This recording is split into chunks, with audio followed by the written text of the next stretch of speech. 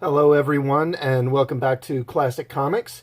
So today I wanted to do a quick video, well not a quick video, but a video about a subject I've been wanting to tackle for quite some time. And that is Watchmen. I assume you know what Watchmen is, but if you don't, then here's a quick description. By the way, if you haven't read Watchmen or seen the movie and you plan to, then you might want to bail out now because there will be major spoilers for this story in this video. So, Watchmen was a 12-month limited series that was published by DC Comics in 1986 and 1987. Written by Alan Moore with art by Dave Gibbons. The plot involves a group of costumed crime fighters who become involved in a murder mystery that eventually leads them to a secret plot that will kill millions of people. So Watchmen was a landmark work in the comic book / superhero genre. It wasn't the first to deconstruct superheroes or to tell a story with adult content in it, but Watchmen took it further than any work before it and arguably did it better than any graphic novel before or since. Alan Moore presented a world where the costume vigilantes have been compromised or rendered irrelevant. Set in the mid-'80s at the height of the Cold War, America is lurching towards a nuclear confrontation with the Soviet Union. Now, years earlier, the government outlawed masked vigilantes, with the ones who remain in operation being either outlaws or working for the government. The heroes of this world are deeply flawed. They're ridden by mental and emotional problems, and most of them think little of killing the criminals they face. When it was published, Watchmen received critical praise for its intricate, innovative storytelling, its dark themes and subject matter, and its portrayal of superheroes as people who are essentially emotionally or mentally damaged, deranged, or psychologically handicapped in some way. Any list of the greatest graphic novels will invariably have Watchmen on it. Go ahead and do a Google search if you don't believe me. I didn't read Watchmen when it was originally published. I didn't have the money and I could only get to a comic shop every other month or so. So eventually I read it around 1990 when I was in my early 20s. I was blown away by it at the time.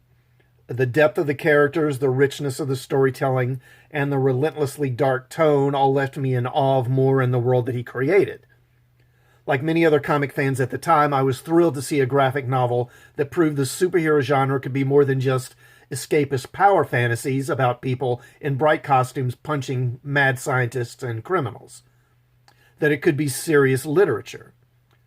But as time has passed, I've come to the realization that Watchmen has a lot of flaws, in terms of its themes and in terms of plot.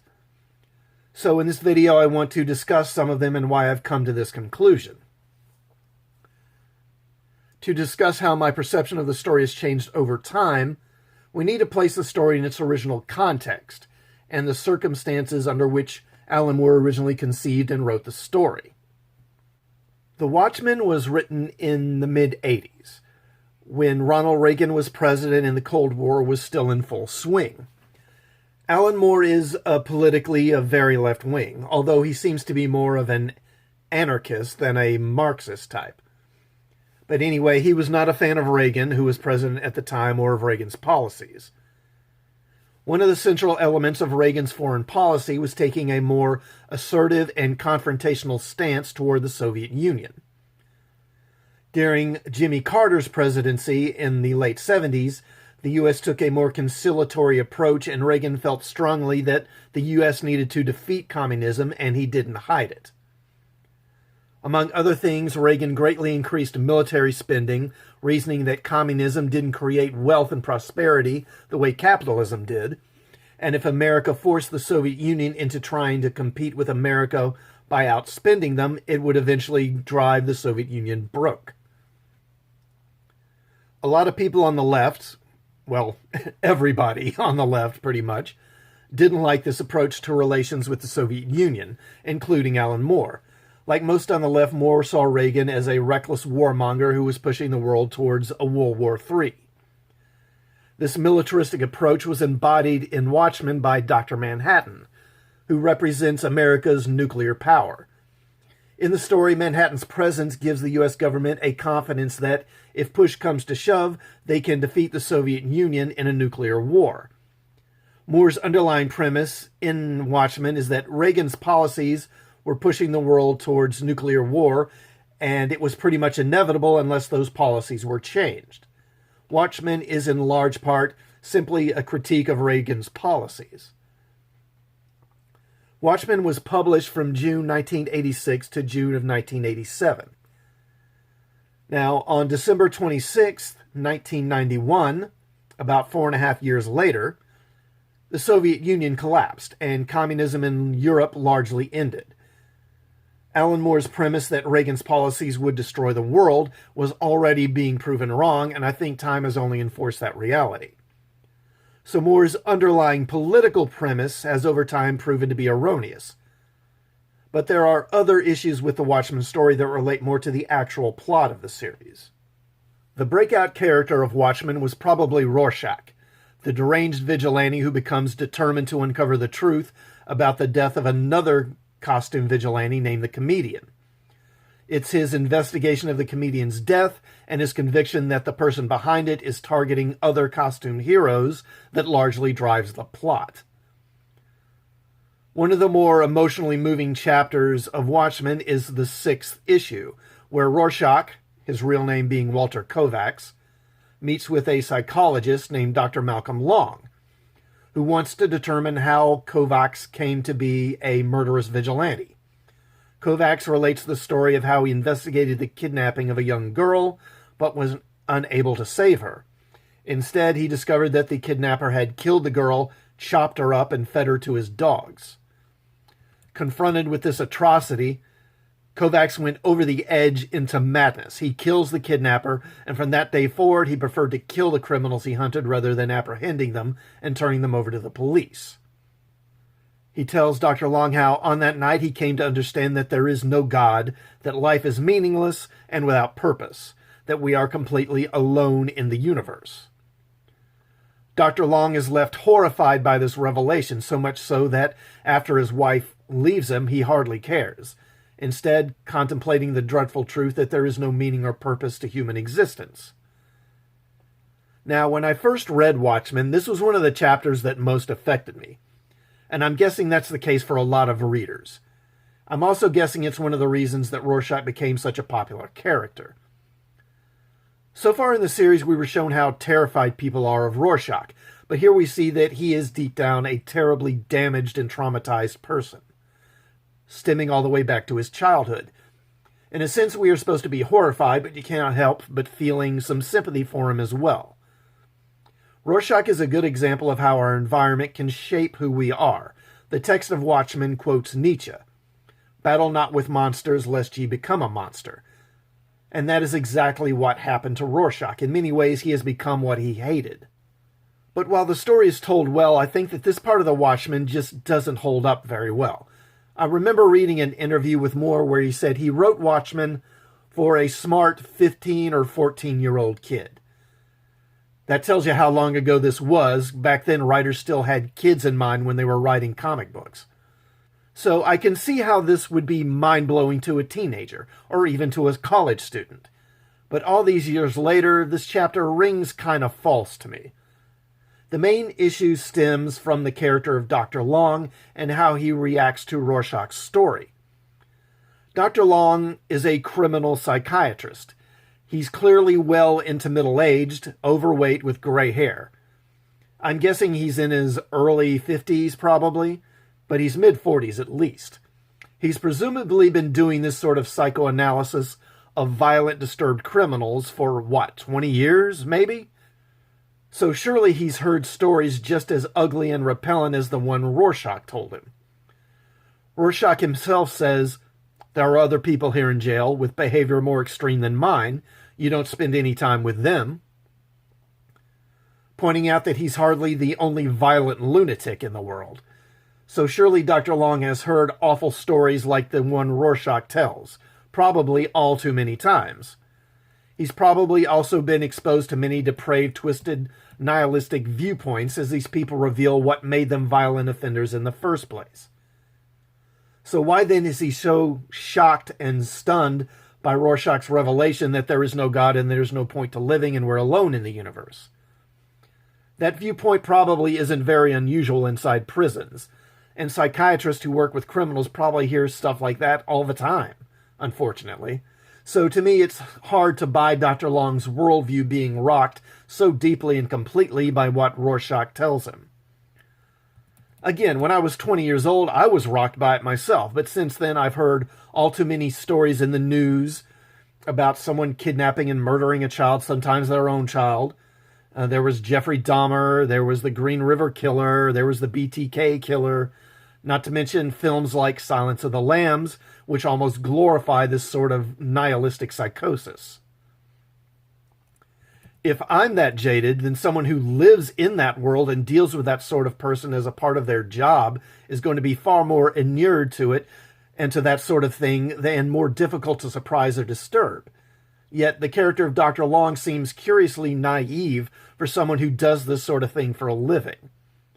When he shows Kovacs some Rorschach blots early in the chapter, Kovacs just says he sees pleasant things like butterflies, clouds, and flowers.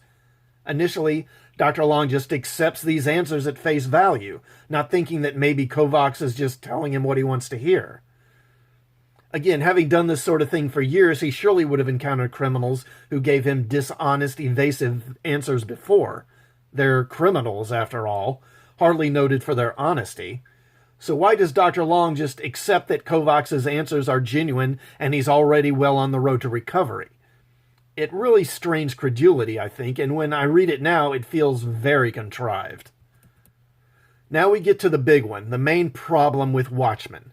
Ozymandias' master plot to save the world by genetically engineering a monster squid with powerful psychic abilities and teleporting it into New York City, creating a psychic pulse wave which kills nearly half the city's population, which is around 8 million people. Now, even for a comic book, that is a pretty ridiculous master plan as these things go. I mean, really, that's your plan? Ozymandias is the world's smartest man, and that's what he comes up with. This demonstrates the hazards of writing characters who are supposed to be super geniuses when you yourself aren't actually a super genius. It's all the more absurd when you consider that when it was published, Watchmen was praised for its realism, the realism it brought to the superhero genre. I doubt you could look through even the wackiest Silver Age comics and find a criminal plot any nuttier than this. But even if we accept that this is a comic book world and these sort of things happen, it still doesn't change the underlying reality that Ozymandias' plot simply can't work, not in the long run.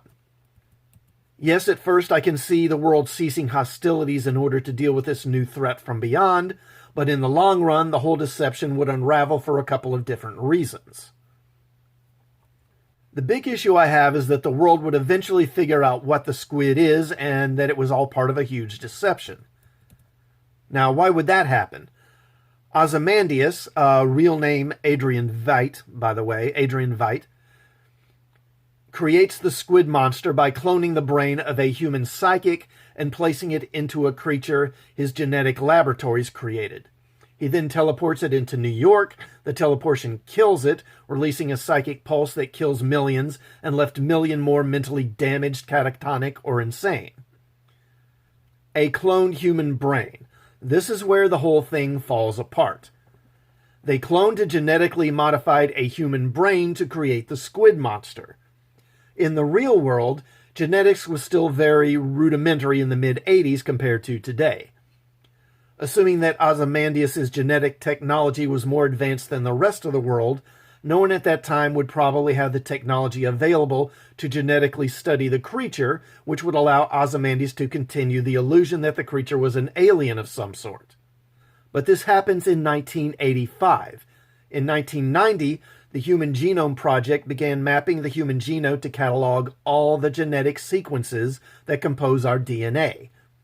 It was completed in 2003, but by the mid-1990s, we already had several human DNA sequences identified. It would seem likely that the government would preserve the creature in order to study it, to learn more about its physiology, especially if the government viewed the creature as a threat and was anticipating more of these creatures coming into our world. They would surely take tissue samples from the creature, including from its brain, and when they studied the DNA of the creature's brain, they would see genetic sequences that were identical to human DNA sequences, and then they would identify others, and eventually the scientists studying the creature would realize, hey, this thing isn't an alien, it's a creature that's been created from the heavily modified DNA of a human. And I would guess from a giant squid, too, of some sort. Then the whole deception would fall apart. The government would then want to find those responsible. And who would they look at? Well, right before the creature appeared in New York, the US and the Soviet Union were on the verge of a nuclear war. It seems likely they would look at the Soviets as the most likely culprits, as they were the ones who benefited most from the whole thing. They avoided a nuclear war with America, and plus America had millions of people killed. This might lead to the US government accusing the Russians of the attack on New York, leading to a renewal of hostilities and possibly putting the two nations on a path to nuclear war all over again. Unless Ozymandias was willing to come forward and confess the truth about what he'd done, and would he be willing to do that? I'm not convinced he would. The problem is that Ozymandias shouldn't have made such a miscalculation in the first place. During the story, we see Ozymandias sitting before a wall of television sets. We learn that by watching these TVs, each with news coverage, financial information, political developments, and otherwise, he can predict future events. This is how he has become convinced that a nuclear war is coming. The trends in news coverage point toward a third world war in the near future. Now again, in the real world, we were mapping the human genome within 5 years after the story takes place. In the world of the Watchmen, genetic research seems to be even more advanced since Ozymandias has the technology to create the creature in the first place, which is far beyond what we have in the real world even today.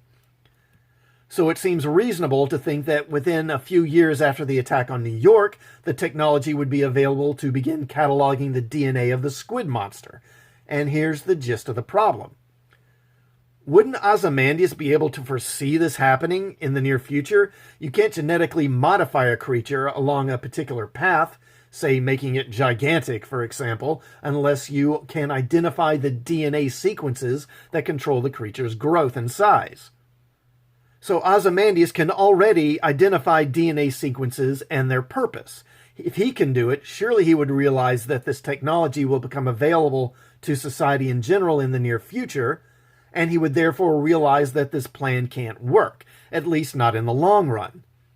He would also be smart enough to see how the US government would react to this discovery and would likely blame the Soviets for the attack, and he might wind up causing the war he was trying to avoid in the first place.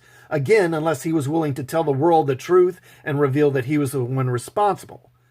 So it doesn't make sense that he would take the action that he took. If he was smart enough to come up with this plan, he would surely be smart enough to see that it wouldn't work. Again, I'm not saying I don't like Watchmen or that you shouldn't like Watchmen. I'm not saying that Watchmen isn't a good story. I mean, it is. I'm saying that Watchmen, while it has been hugely influential and is one of the most important graphic novels ever made, it's not perfect. Over time, comic fans have given Watchmen this kind of exalted status and view it as somehow inviolate, that you can't use this world or any other stories than what Alan Moore originally wrote. Somehow, it's wrong to do any continuation or prequels to the Watchmen story. So DC Comics was wrong to do Before Watchmen, the prequel series, or the recent Doomsday Clock series. One of the reasons given for this is that Alan Moore created these characters and therefore no one but him should be able to use them to tell stories. Moore himself even echoed such views when DC announced the Before Watchmen series several years back. I think this is a ridiculous position for a couple of reasons. First of all, while Moore did create the Watchmen, we should remember that originally Moore wanted to use the Charlton comic book superheroes, Blue Beetle, The Question, Captain Atom, Peacemaker, Thunderbolt, and Nightshade. I would note that Moore didn't create any of those characters. DC liked his story, but thought that if he used those characters, which DC had recently purchased, they would be rendered unusable. So they suggested he create new characters for the story. He and Dave Gibbons then created the Watchmen that we know, but these characters are really just the Charlton heroes reskinned. Technically, he created them, but they are really just thinly disguised placeholders for the original Charlton heroes that he couldn't use and that he didn't create. One of his main complaints was that DC is using his characters in ways he didn't intend them to be used. That seems like an absurd complaint considering that he did leave Extraordinary Gentlemen, which used numerous characters from late 1800s literature, such as Alan Quatermain, Captain Nemo, the Invisible Man, and Mr. Hyde, among others, characters that Alan Moore didn't create. I'm pretty sure that when Robert Louis Stevenson wrote Dr. Jekyll and Mr. Hyde, he didn't envision Moore coming along 100 years later and writing a story where Mr. Hyde literally sodomizes the Invisible Man to death. Another series Moore has written is Lost Girls, which tells the story of Alice from Alice in Wonderland, Wendy from Peter Pan, and Dorothy from Wizard of Oz meeting later in life and telling each other stories of their sexual escapades, which feature lesbianism, incest, and rape, among other things. I'm pretty sure the creators of those characters wouldn't want them to be used in that way, but, fuck them, they're dead, so who cares what they wanted. Now, you can say, but those characters are in the public domain, anyone can use those characters to do anything they want with them. The original creators don't own them anymore. That's true, but it's also true that DC Comics owns Watchmen and can do what they want with them. All things considered, I can understand why Moore is unhappy, but I don't see anything wrong with DC doing other things with these characters. I actually thought Zack Snyder's movie was pretty good. I thought he did a fairly good job of bringing Watchmen to the screen, and I approved of the changes he made to the ending. If he had gone with the squid monster at the end, like in the book, I think people would have laughed more than anything else. I haven't read Doomsday Clock yet. I'm waiting to get it in trade paperback, so I can't comment on that yet. So, what do you think? Am I crazy? Am I right? Let me know in the comments. Also, if you enjoyed this content, please subscribe to my channel and hit the bell for notifications of more videos. And I'll see you all next time. And as always, thanks for watching.